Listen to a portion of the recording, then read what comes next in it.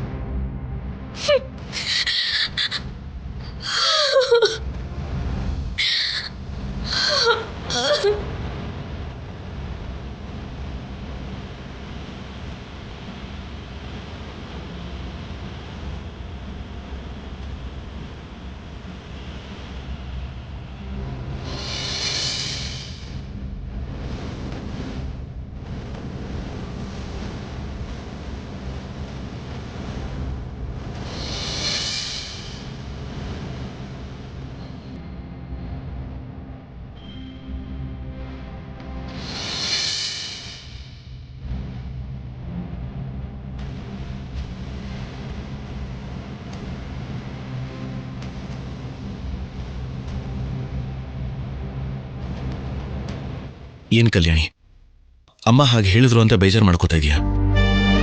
ಅತ್ತೆ ಏನೋ ಒಂದು ಹೇಳ್ತಾ ಇರ್ತಾರೆ. ಅತ್ತೆ ಮಾತಿಗಿಂತ ಸ್ವಾಮಿ ಹೇಳಿದ ಮಾತುಗಳು ತುಂಬಾ ಕಾಡ್ತಾ ಇದೆ. ಕಲ್ಯಾಣಿ, ಏನಿದು?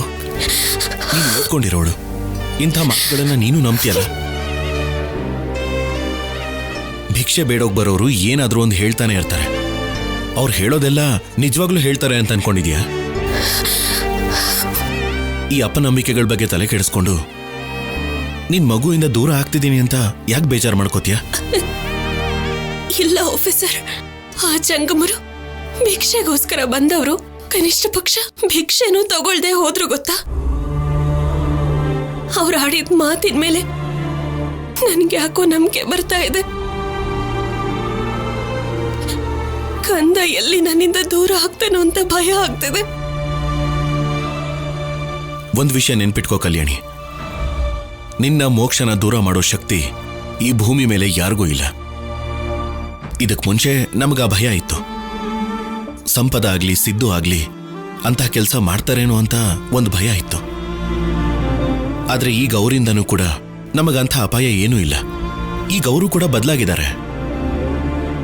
ಅದು ಅಲ್ಲದೆ ಸಂಪದ ತಾನಾಗಿ ಹೇಳಿದ್ಲಲ್ಲ, ತಾನು ಗರ್ಭಿಣಿಯಾಗಿರೋದ್ರಿಂದ ಈಗ ಅವಳಿಗೆ ಹುಟ್ಟೋ ಮಗು ಸಾಕು ಅಂತ.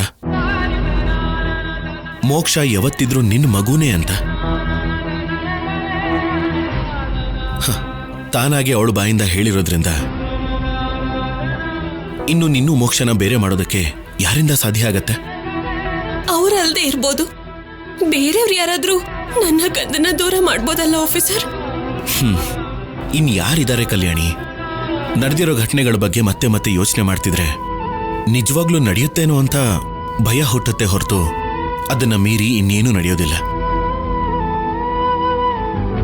ನನ್ನ ಮಗುನ ನನ್ನಿಂದ ಯಾರೂ ದೂರ ಮಾಡಲ್ಲ ಅಂತ ನೀನ್ ನಂಬಿದ್ರೆ ಸಾಕು.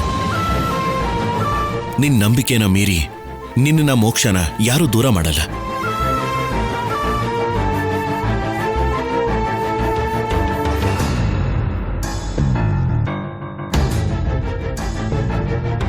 ನೀನ್ ಹೀಗ್ ಡಲ್ಲಾಗಿದ್ರೆ ನೋಡೋದಕ್ಕೆ ನನಗಂತೂ ತುಂಬಾ ಬೇಜಾರಾಗತ್ತೆ.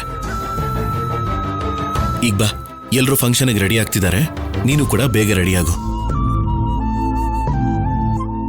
ಹೇಳೋದನ್ನ ಕೇಳು ಬಂಗಾರ. ಅಮ್ಮ ಮಾತ್ರ ಅಲ್ಲ, ನಾನ್ ಕೂಡ ಬಂಗಾರನೇ.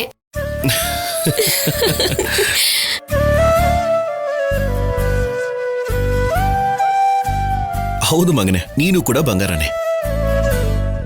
ನಿನ್ ಜೊತೆ ನಿಮ್ಮಮ್ಮನೂ ಕೂಡ ಬಂಗಾರನೇ. ಶೌರ್ಯ ಹೇಳಿದ ಮಾತು ಸತ್ಯನೇ. ಮಗುನೂ ಕಲ್ಯಾಣಿನೂ ದೂರ ಮಾಡೋಕೆ ಯಾರಿಂದನೂ ಸಾಧ್ಯ ಇಲ್ಲ. ಶೌರ್ಯ ಹೇಳಿದ ಮಾತು ಕೇಳಿ ಕಲ್ಯಾಣಿಗೆ ಧೈರ್ಯ ಬಂದ್ರೆ ಅಷ್ಟೇ ಸಾಕಪ್ಪ ನನಗೆ.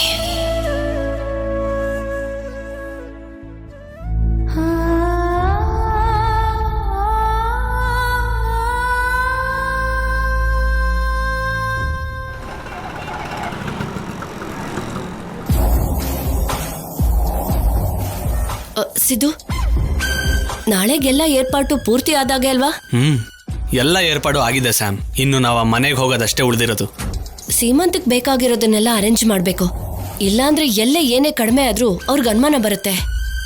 ಅವ್ರಿಗೆ ಯಾವುದೇ ಅನುಮಾನ ಬರ್ದಿರೋ ಥರ ಎಲ್ಲ ಏರ್ಪಾಡು ಮಾಡಿದ್ದೀನಿ. ಅದ್ರ ಬಗ್ಗೆ ನೀನು ಯೋಚನೆ ಮಾಡೋ ಅವಶ್ಯಕತೆ ಇಲ್ಲ. ಏಯ್, ಬೆಳಗಾದ್ರೆ ಎಲ್ರೂ ಮನೆಗೆ ಬರ್ತಾರೆ. ನೀವು ನೋಡಿದ್ರೆ ನೆಮ್ಮದಿಯಾಗಿ ಕೂತ್ಕೊಂಡು ಏನು ಇಲ್ಲ ಅನ್ನೋ ತರ ಇದ್ದೀರಾ. ನನ್ಗೆ ಯಾಕೋ ತುಂಬಾ ಭಯ ಆಗ್ತಿದೆ ಕಣೋ. ಏನಮ್ಮ ಹೊಸದಾಗಿ ಇಷ್ಟೊಂದು ಭಯ ಪಡ್ತಾ ಇದೆಯಾ? ಅವ್ರನ್ನ ಮನೆಗೆ ಕರೆದಿರೋದು ಮುಂಚೆ ಥರ ಸಾಯೋದಕ್ಕಲ್ವಲ್ಲ. ಸಾಯೋದಕ್ ಕರಿತಾ ಇಲ್ಲ, ನಮ್ಮನ್ ಸಾಯಿಸೋದಕ್ ಕರಿತಾ ಇರೋ ತರ ಇದೆ. ಆ ಮನೆಯವ್ರೆಲ್ರೂ ಬರ್ತಾರೆ. ಅಪ್ಪಿ ತಪ್ಪಿ ಇವಳು ಗರ್ಭಿಣಿ ಎಲ್ಲ ಅಂತ ಗೊತ್ತಾಗ್ಬಿಟ್ರೆ ಮನೆಯವರೆಲ್ಲ ಸೇರ್ಕೊಂಡು ನಮ್ 3 ಜನನ ಇದೇ ಮನೇಲಿ ಹೂತಾಕ್ಬಿಡ್ತಾರೆ. ಹಾಗೇನ್ ನಡೆಯೋದಿಲ್ಲ ಅತ್ತೆ. ನನ್ ಜಾಗ್ರತೆಯಲ್ಲಿ ನಾನು ಇರ್ತೀನಿ. ನಾಳೆ ಅನ್ಕೊಂಡ್ ಹಾಗೆ ಸೀಮಂತ ನಡೆಯುತ್ತೆ. ಆಮೇಲೆ ನಾವೇನ್ ಅನ್ಕೊಂಡಿದೀವೋ ಅದೇ ನಡೆಯುತ್ತೆ. ಏನ್ ಅನ್ಕೊಂಡಿದ್ದೀರಾ ನೀವು? ನೀವು ನೋಡಿದ್ರೆ ಗುಸು ಗುಸು ಅಂತ ಮಾತಾಡ್ತಾ ಇದ್ದೀರಾ. ನನ್ಗೂ ಏನು ಹೇಳ್ತಾ ಇಲ್ಲ. ಒಬ್ರತ್ರ ಆಟ ಆಡೋದೇ ಕಷ್ಟ ಅಂದ್ರೆ ನೀವು ಮನೆಯವ್ರ ಜೊತೆ ಎಲ್ಲ ಆಟ ಆಡ್ತಾ ಇದ್ದೀರಾ. ಅಮ್ಮ, ನಾಳೆ ಸೀಮಂತದಲ್ಲಿ ನೀನು ಸುಮ್ಮನೆ ಇದ್ರೆ ತುಂಬಾನೇ ಒಳ್ಳೇದು. ನಿನ್ ಭಯ ನೋಡಿ ನಾವು ತಪ್ಪು ಮಾಡೋ ಹಾಗಾಗಿದೆ.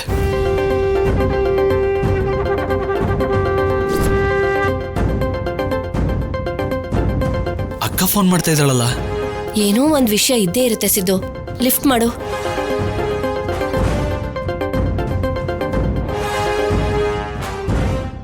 ಹೇಳಕ್ಕ. ಅರೆ ಸಿದ್ದು, ಏನ್ ನಡೀತು ಅಂದ್ರೆ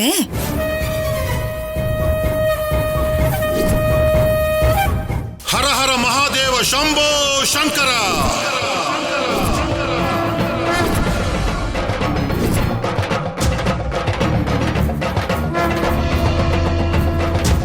ಆ ಮಗು ಜಾತಕ ಚೆನ್ನಾಗಿಲ್ಲ ತಾಯಿ. ನಿನ್ನದಲ್ದೇ ಇರೋ ಮಗುಗೋಸ್ಕರ ನೀನು ಹೋರಾಟ ಮಾಡ್ತಾ ಇದೀಯ. ಒಳ್ಳೇದು.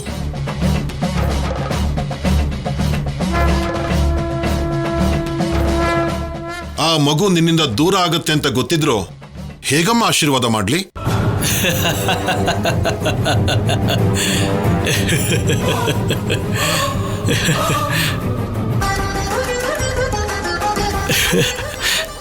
ಅವಳು ಫೋನ್ ಮಾಡಿದ್ರೆ ಇವನ್ ಯಾಕೆ ಹೀಗ್ ನಗ್ತಾ ಇದ್ದಾನೆ? ಹೋಗ್ಲಿ ಬಿಡಕ್ಕ, ಒಂಥರ ಇದು ನಮ್ಗೆ ಒಳ್ಳೇದೆ. ಏನಾಯ್ತೋ? ಆ ದೇವರು ಕೂಡ ನಮ್ ಕಡೆನೇ ಇದ್ದಾನಮ್ಮ.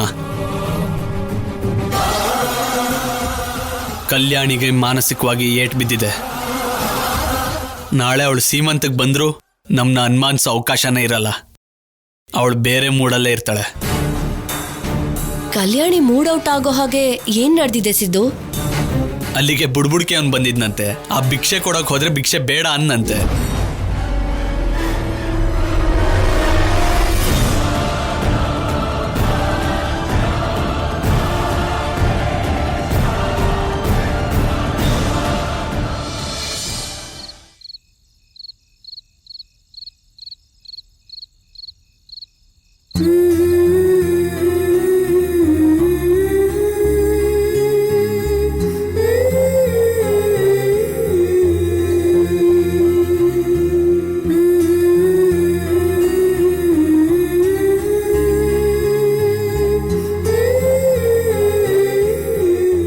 ಕಲ್ಯಾಣಿ, ಸಂಪದನ್ ಸೀಮಂತಿಗೆ ಒಳ್ಳೆ ಸೀರೆ ತಗೊಂಡು ಹೋಗ್ಬೇಕಮ್ಮ. ಪಾಪ, ಅವಳ ಹತ್ರ ಒಂದು ಚಿನ್ನದ ಸರ ಕೂಡ ಇಲ್ಲ. ನಮ್ಮ ಕಡೆಯಿಂದ ನಾವು ಅವಳಿಗೊಂದು ಚೈನ್ ಪ್ರೆಸೆಂಟ್ ಮಾಡಬೇಕು. ಅಮ್ಮ, ಅವ್ರು ಮಾಡಿರೋ ಕುತಂತ್ರಗಳನ್ನ ಮರ್ತೋಗ್ಬಿಟ್ಟಿದ್ಯಾ? ಇನ್ನೂ ಅವರಿಗೆ ಅದು ಮಾಡ್ಬೇಕು ಇದು ಮಾಡ್ಬೇಕು ಅಂತ ಯೋಚಿಸ್ತಿದ್ಯಲ್ಲ? ಅದ್ರಲ್ಲಿ ತಪ್ಪೇನಿದೆಮ್ಮ? ಹಿಂದೆ ಅವರಿಬ್ರು ತಪ್ಪು ಮಾಡಿದ್ರು, ಅದೇನೋ ನಿಜಾನೇ. ಆದ್ರೆ ಅವರಿಬ್ರು ಬದಲಾಗಿದ್ದಾರೆ. ಚೆನ್ನಾಗಿ ಬದುಕಬೇಕು ಅಂತ ಆಸೆ ಪಡ್ತಿದ್ದಾರೆ. ಬದಲಾಗಿರೋ ಹಾಗೆ ನಾಟಕ ಮಾಡ್ತಿದಾರೋ ಅಂತ ಗೊತ್ತಿಲ್ಲದೆ ಇಷ್ಟು ಬೇಗ ಅವ್ರನ್ನ ನಂಬೋದು ನಮ್ಗೆ ಒಳ್ಳೇದಲ್ಲಮ್ಮ. ನಮ್ಮ ಮಗು ಪ್ರಾಣ ಕಾಪಾಡೋದಕ್ಕೋಸ್ಕರ ಸಿದ್ದು ತನ್ನ ಪ್ರಾಣ ಕೊಡೋದಕ್ಕೂ ಕೂಡ ಸಿದ್ಧವಾಗ್ಬಿಟ್ಟಿದ. ಅಷ್ಟು ಮಾಡಿದ ಮೇಲೂ ಇನ್ನು ನಮ್ದೇ ಇದ್ರೆ ಹೇಗಮ್ಮ? ಹಾಗಾದ್ರೆ ಸರಿ. ನನಗಂತೂ ನಂಬಿಕೆ ಬರ್ತಾ ಇಲ್ಲ. ನಿನ್ನ ಆಸ್ತಿನ ಮಗು ಹೆಸರಲ್ಲಿ ಬರ್ದಿದ ತಕ್ಷಣ ಅವ್ರು ಮತ್ತೆ ಬರೋದು, ಬದಲಾಗಿದ್ದೀವಿ ಅಂತ ಹೇಳೋದು, ಇದೆಲ್ಲ ನೋಡ್ತಿದ್ರೆ ನನ್ಗೆ ಯಾಕೋ ಅನುಮಾನ ಬರ್ತಾ ಇದೆಮ್ಮ. ಅಮ್ಮ ಕಲ್ಯಾಣಿ, ನಿನ್ನ ಬುದ್ಧಿ ಸಾಧಾರಣ ಬುದ್ಧಿ ಅಲ್ಲ. ಮನೆಯವರೆಲ್ಲರೂ ನನ್ನ ತಮ್ಮನ್ ನಂಬಿದ್ರು, ನೀನ್ ಇನ್ನೂವರೆಗೂ ಈ ಥರ ಎಲ್ಲ ಯೋಚನೆ ಮಾಡಿ ಅನುಮಾನ ಪಡ್ತಿದ್ಯಾ? ಮಾಡ್ತೀನಿ ನಿಂಗೆ. ಒಳ್ಳೇದಕ್ಕೆ ದಾರಿ ಮಾಡಿಕೊಟ್ರೆ ಅದು ಹೋದಷ್ಟು ದೂರನೂ ಎಲ್ಲರಿಗೂ ಒಳ್ಳೇದನ್ನು ಮಾಡಿಕೊಂಡೇ ಹೋಗ್ತಾ ಇರುತ್ತೆ. ಅವರಿಬ್ರು ಬದಲಾಗಬೇಕು ಅನ್ಕೊಂಡಾಗ ಅವ್ರಿಗೆ ಅವಕಾಶನೇ ಕೊಡದೆ ಹೋದ್ರೆ, ಯಾರು ನಂಬದೇ ಇದ್ದಾಗ ನಾವು ಬದಲಾಗಿ ಕೂಡ ಏನು ಪ್ರಯೋಜನ ಅಂದ್ಕೊಂಡು ಮತ್ತೆ ಅದೇ ಕೆಲಸನೇ ಮಾಡೋದಕ್ಕೆ ಶುರು ಮಾಡ್ಕೊಂಡ್ಬಿಟ್ರೆ ತಪ್ಪಾಗುತ್ತಲ್ವಾ? ಅವರಿಬ್ರು ನಮ್ಮ ಮನೆವರೆಗೂ ಬಂದು ಸಂಪದ ತನ್ನ ಸೀಮಂತ ನಿಮ್ಮ ಸಮಕ್ಷಮದಲ್ಲೇ ನಡೀಬೇಕು ಅಂತ ಕೇಳ್ಕೊಂಡಾಗ, ಅದರಲ್ಲೂ ಗರ್ಭವತಿ ಆದ ಹೆಣ್ಣು ಆಸೆ ಪಟ್ಟು ಕೇಳ್ಕೊಂಡಾಗ ನಾವು ಹೋಗದೆ ಇದ್ರೆ ತಪ್ಪಾಗುತ್ತಲ್ವಾ? ಇದನ್ನೆಲ್ಲ ಹೇಳೋದಕ್ಕೆ ಚೆನ್ನಾಗಿರತ್ತೆ. ಈ ವಿಷಯದಲ್ಲಿ ಮಾತ್ರ ನನಗೆ ಅವ್ರ ಮೇಲೆ ನಂಬಿಕೆ ಇಲ್ಲ. ನಮಗ್ ನಂಬಿಕೆ ಇದೆಯೋ ಇಲ್ವೋ, ಬರ್ತೀವಿ ಅಂತ ಮಾತು ಕೊಟ್ಬಿಟ್ಟಿದೀವಿ. ಈಗ ಹೋಗಿ ಆ ಸೀಮಂತನ ನಡೆಸ್ಕೊಡ್ಬೇಕು ಅಷ್ಟೇ. ಹಾ, ನೀನು ಮೈಸೂರು ಮಹಾರಾಣಿ ನೋಡು, ಅದಕ್ಕೆ ಎಲ್ರಿಗೂ ವರ ಕೊಡ್ತಾ ಇರ್ತೀಯ. ಅವರಿಂದ ನಮಗ್ ದುಡ್ಡು ದಂಡ ಹೊರತು ಬೇರೆ ಏನು ಪ್ರಯೋಜನ ಇಲ್ಲ. ಎಲ್ರೂ ಇದೇ ರೀತಿ ಮಾತಾಡಿ ಅವ್ರಿಗೆ ನೋವು ಕೊಡ್ಬೇಡಿ. ಕಲ್ಯಾಣಿ, ನಿನಗೆ ಅನುಮಾನ ಇರೋದ್ರಿಂದ ಅವ್ರ ಸೀಮಂತಕ್ಕೆ ಹೋದಾಗ ನೀನೇನು ಮಾಡಬೇಡ. ಏನು ಮಾಡಲ್ಲಮ್ಮ, ಆದ್ರೆ ನಾನು ಅನುಮಾನ ಮಾತ್ರ ಬಗೆಹರಿಸ್ಕೋತೀನಿ. ಅದು ಹೇಗೆ ಅನ್ನೋದು ನನಗೂ ಗೊತ್ತಿಲ್ಲ. ಅಷ್ಟಕ್ಕೂ ಅವ್ರ ಬಗ್ಗೆ ನಾವು ಮಾತಾಡೋದೇ ತಪ್ಪೇ. ರಾಕ್ಷಸರು ಮನುಷ್ಯರಾಗಿ ಬದಲಾಗ್ತಾರೆ ಅಂತ ಯೋಚನೆ ಮಾಡಿದ್ರೆ ಅದು ನಮ್ಮ ಹುಚ್ಚುತನ ಅಷ್ಟೇ.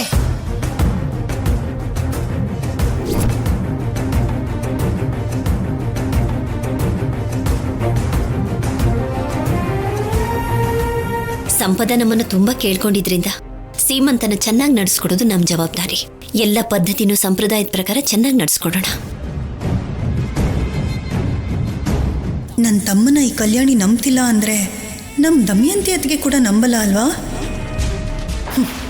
ಅವ್ರು ಬದಲಾಗಿದಾರಾ ಇಲ್ವಾ ಅಂತ ತಿಳ್ಕೊಳ್ಳೋದಕ್ಕೆ ಈ ಕಲ್ಯಾಣಿ ಅದೇನು ಪ್ರಯತ್ನ ಮಾಡ್ತಿದ್ದಾಳೋ ಏನೋ.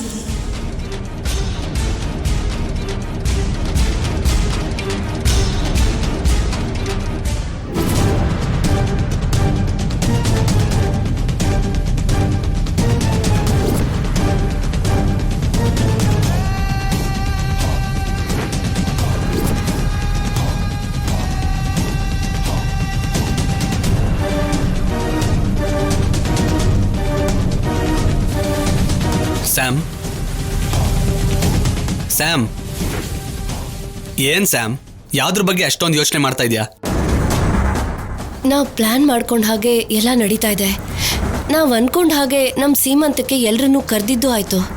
ಎಲ್ಲ ನಡೆದಿರೋ ಹಾಗೆ ಮುಂದೆನೂ ಎಲ್ಲ ಚೆನ್ನಾಗೇ ಆಗುತ್ತೆ ಸ್ಯಾಮ್. ಎಲ್ರೂ ನಂಬಿದ್ರು, ಆ ಕಲ್ಯಾಣಿ ನಂಬಲಿಲ್ಲ ಅಂದ್ರೆ ಅವಳು ಸೀಮಂತಕ್ಕೆ ಬಂದು ಏನ್ ಮಾಡ್ತಾಳೋ ಅಂತ ಭಯ ಆಗ್ತಿದೆ ಸಿದ್ದು. ಸ್ಯಾಮ್, ನಮ್ಮಮ್ಮ ಮಾತಿನಿಂದ ಭಯ ಪಡಿಸಿದ್ಲು, ಅದನ್ನ ಕೇಳಿ ನೀನು ಭಯ ಪಡ್ತಾ ಇದ್ಯಾ? ನಾವು ಕಷ್ಟಪಟ್ಟು ಪ್ರತಿ ಸಲ ಪ್ಲಾನ್ ಮಾಡ್ತಾ ಇದೀವಿ, ಆದ್ರೆ ಕೊನೆಗೆ ಅವರೇ ಸಂತೋಷವಾಗಿರ್ತಾ ಇದ್ದಾರೆ. ನಾವು ಅಡ್ರೆಸ್ ಇಲ್ದಿರಂಗ್ ಹೋಗ್ತಾ ಇದೀವಿ. ಈ ಸರಿ ನಾವು ರಿವರ್ಸಲ್ ಬರ್ತಾ ಇದೀವಿ ಸ್ಯಾಮ್. ಒಳ್ಳೆತನ ಅನ್ನೋ ಅವ್ರ ವೀಕ್ನೆಸ್ ಮೇಲೆ ಎಲ್ಲ ಪ್ಲಾನ್ ಮಾಡಿದೀವಿ ಸ್ಯಾಮ್. ಅದಕ್ಕೆ ಇಲ್ಲಿವರೆಗೂ ಯಾವುದೇ ಥರದ ತೊಂದರೆ ಆಗಿಲ್ಲ ನಮಗೆ. ನಿಜವಾಗ್ಲೂ ಯಾವ ತೊಂದರೆ ಇಲ್ಲದೆ ನಡೆದು ಹೋಗುತ್ತೆ ಅಲ್ವಾ? ಆ ವಿಷಯದಲ್ಲಿ ನಿನ್ಗೆ ಯಾವುದೇ ಥರದ ಡೌಟು ಬೇಡ ಸ್ಯಾಮ್. ಈ ಸಾರಿ ನಾವು ಹಿಂದೆ ತಿರುಗೋ ಮಾತೇ ಇಲ್ಲ. ಒಂದ್ ವೇಳೆ ಮಿಸ್ ಆದ್ರೆ ಇನ್ ಜೀವನದಲ್ಲಿ ಅವ್ರು ನಮ್ಮನ್ನ ನಂಬೋದಿಲ್ಲ. ಅವ್ರು ನಮ್ಮಿಬ್ಬರನ್ನ ಸುಮ್ಮನೆ ಬಿಡೋದಿಲ್ಲ. ನಿಜವಾಗ್ಲೂ ನಮ್ಗೆ ಆ ಥರ ಪರಿಸ್ಥಿತಿ ಬಂದ್ರೆ, ಇನ್ನೊಂದು ಅವಕಾಶ ಇಲ್ಲ ಬರಲ್ಲ ಅಂತ ನಮ್ಗೆ ಅನ್ಸಿದ್ರೆ, ಆ ಫ್ಯಾಮಿಲಿ ಎಲ್ಲರನ್ನೂ ಸಾಯಿಸಿ ನಾವು ಸತ್ತೋಗೋಣ.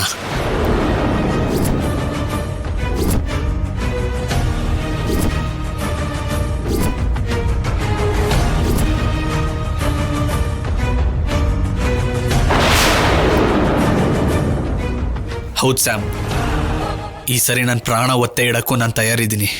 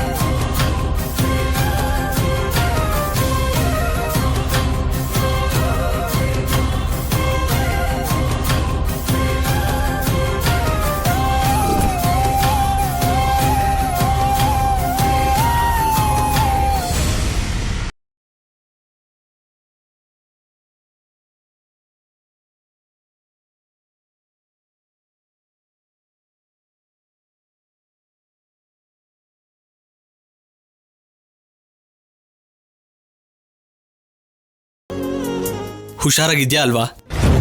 ನಾನ್ ಯಾವಾಗ್ಲೂ ಹುಷಾರಾಗೇ ಇರ್ತೀನಿ ಸಿದ್ದು. ಯಾವಾಗ್ಲೂ ಇರೋದೇ ಬೇರೆ, ಇವತ್ತಿರೋದೇ ಬೇರೆ ಸ್ಯಾಮ್.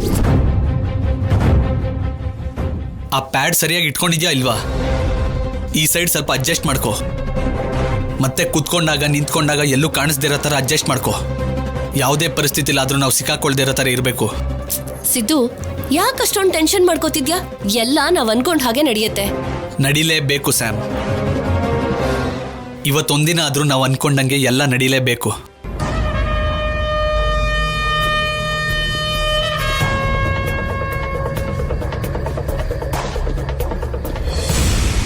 ಒಂಥರ ಇವತ್ತು ನಮ್ಮ ಹಣೆ ಬರ ನಾವೇ ಬರ್ಕೋತಾ ಇದ್ದೀವಿ, ಅದನ್ನ ನೆನ್ಪಿಟ್ಕೋ. ಸಿದ್ದು, ಇಲ್ದೇ ಇರೋ ಹೊಟ್ಟೆನ ಇದೆ ಅಂತ ನಂಬಿಸಿದೀವಿ. ಬದ್ಲಾಗದೇ ಇದ್ರು ಬದ್ಲಾಗಿದೀವಿ ಅಂತ ನಂಬಿಸಿದೀವಿ. ಅವ್ರ ಕೈಯಿಂದ ಸೀಮಂತ ನಡೆಸಿದ್ರೆ ಸಾಕು ಅಂತ ನಂಬಿಸಿದೀವಿ. ನಮ್ಮನ್ನ ನಂಬಿ ಅವ್ರು ಇಲ್ಲಿಗೆ ಬರೋದಕ್ಕೆ ಕೂಡ ಒಪ್ಕೊಂಡಿದ್ದಾರೆ.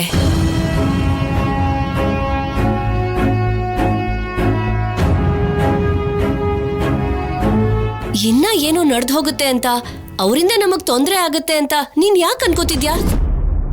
ಕ್ಷಣದಲ್ಲಿ ನಮ್ಮ ಜೀವನ ತುಂಬಾ ಸರಿ ಬದಲಾಗಿದೆ ಸ್ಯಾಮ್. ಅಂತ ದಿನ ಅಂತ ಕ್ಷಣ ಇನ್ಯಾವತ್ತೂ ಬರಬಾರ್ದು.